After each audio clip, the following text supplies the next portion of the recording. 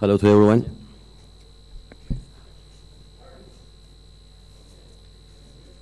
I hope that Douglas will be here, but he's not now. So,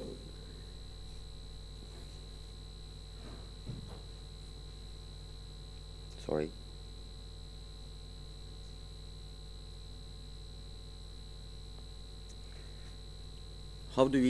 When do we need revision surgery? We need revision surgery to pseudoarthrosis, implant failure, implant malposition, infection, and in sagittal imbalance, and also in coronal imbalance. So, when we evaluate, when we try to treat a patient, we have to get really a good radiological X-ray. We need it because it's very important that Douglas has presented us. In this system, we have to get the whole body so that we can measure the sagittal vertical axis, the pelvic incidence, pelvic tilt, and lumbar lordosis. We may use some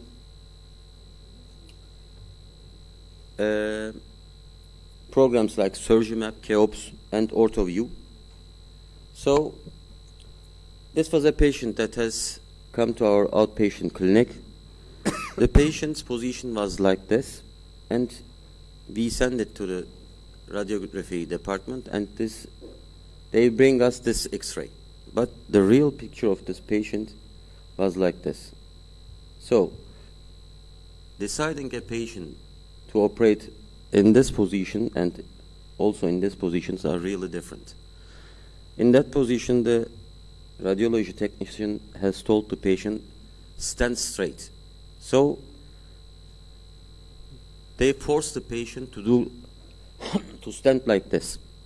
So as the Douglas has told us, the patient has to stand in his normal and neutral position like this. We have some parameters. What do they mean? First of all, in our daily practice, what is pelvic incidence? How do we use it? On the left side, this patient has a pelvic incidence for 79 degrees, and on the right side, this patient has 46 degrees. So you cannot give the same lordosis for both patients. So the lordosis that you have to give on the left side is different, and the lordosis that you have to give this patient on the right side are different. And we use SVA. Is SVA enough for us? The answer is no, because we have to know the pelvic tilt. According to the Russoli, these three patients has different SVA and pelvic tilt. In this patient has increased SVA, but the pelvic tilt is normal. In this patient, the SVA and pelvic tilt is normal, but this patient is an important patient because if you look at the SVA, it's normal, but if you look at the pelvic tilt, it's 46 degrees. It means that it has increased. And in our daily practice, how do we can use it? We know the compensation mechanisms. We even don't know about the measurements, about the pelvic tilt, about pelvic incidence. If we look this patient, all of us know that this is a normal pelvis. But if you look this patient's pelvis, you may not see this O shape here. This patient's pelvis has retroverted. It's turned to the back. So if you see a pelvis like this, you may see that and you may say that this patient is using his compensatory mechanisms. You have to look also for the pelvis here. A retroverted pelvis and a normal pelvis. We don't know anything about pelvic tilt, we don't know about SVA, we don't know anything about the measurements, but only look at the pelvis. So this is a new program known as KEOPS. In this program,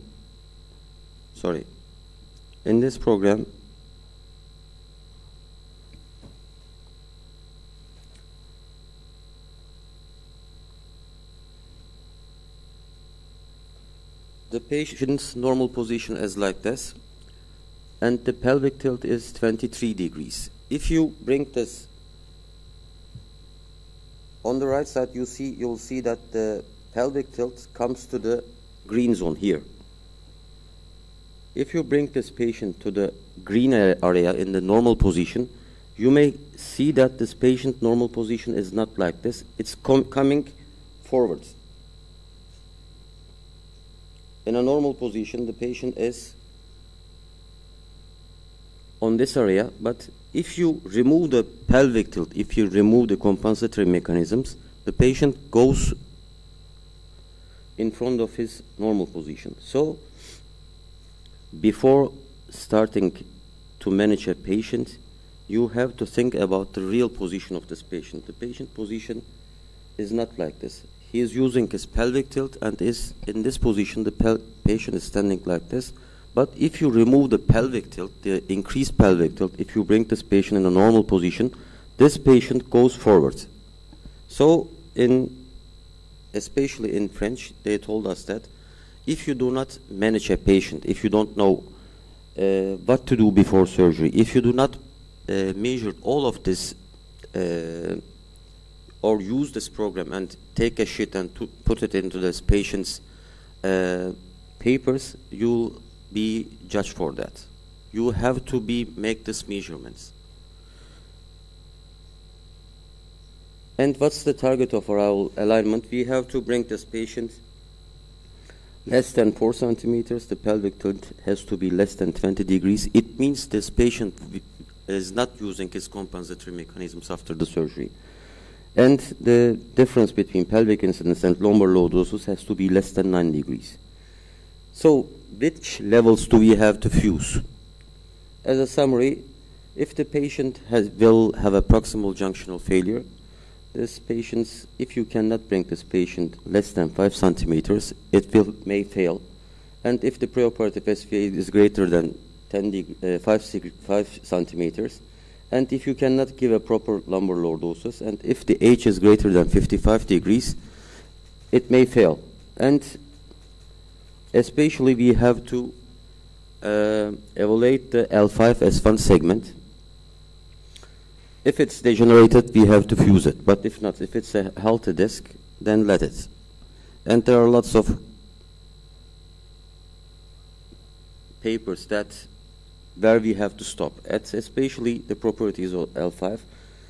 If L5 is located into the pelvis, if it's a deep location, it means if the L5, the intercrest line, is over L5, it means L5 vertebra will be protected by the sacrum and the iliac bone here. And if the L5 take off, it means the angle between L5 tilt and S1.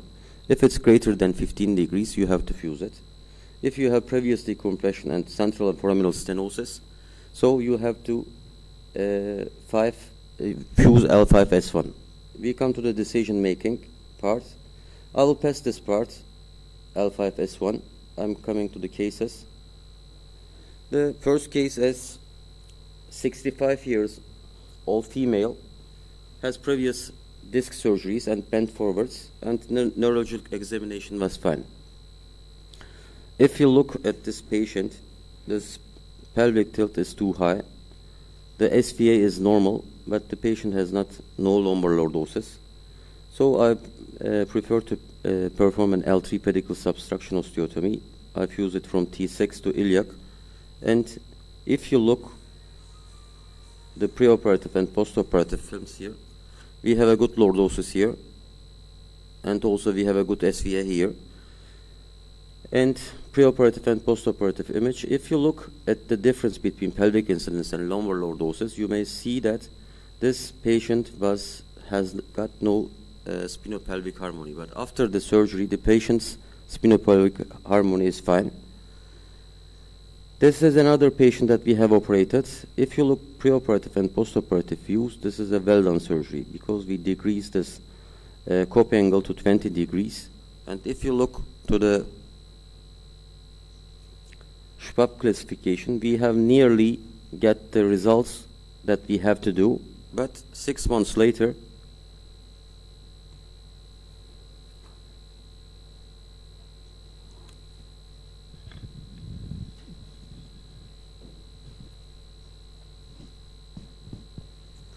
6 months later, something happened.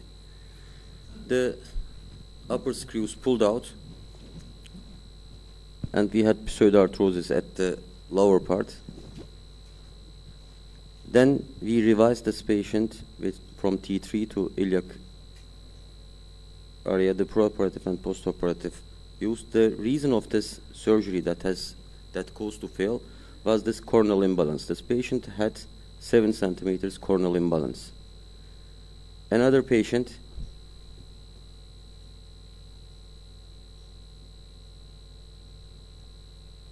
'55 years old female, had an operation for lumbar stenosis. Then after 2 or 3 months later, we had a proximal junctional failure here. So we have lengthened the system. The SVA is not well, but it may be acceptable. Another patient that we have used a dynamic instrumentation. This patient has difficulty during walking. If you look at the spinopelvic parameters, this patient is 14 centimeters away from the sacrum. And you see that we don't have lumbar lordosis here, and we have a 31 degrees lumbar degenerative scoliosis. We have operated this patient with removal of the dynamic system. We performed an L4 pedicle substruction osteotomy. We went to T10 and to the iliac area. Preoperative and postoperative image of the patient. Now we have a good SVA, and we correct the lumbar degenerative scoliosis. Another patient with thalassemia major. This patient is an interesting patient. We have operated this patient because she had neurological findings.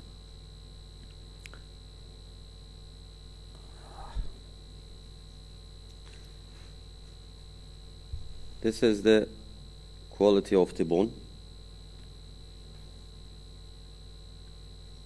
Nearly it's empty.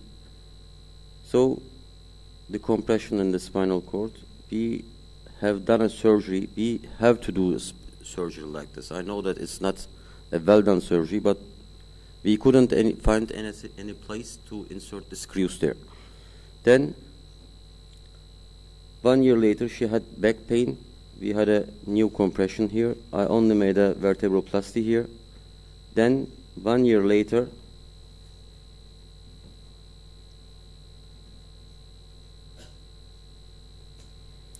we had a skin laceration, and we could see the rods from the skin here.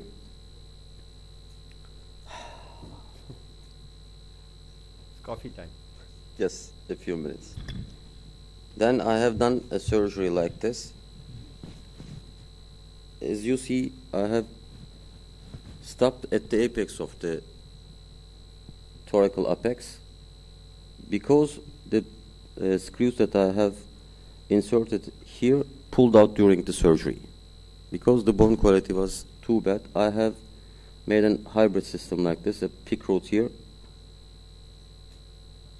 Another case, 53 years old male with ankylosing spondylitis, difficulty during walking. This is my nightmare case. The patient was forward in front of his pelvis. I have operated this patient with L3 pedicle substruction osteotomy. The spinopelvic harmony before the surgery was not good, but after that we had a good harmony here.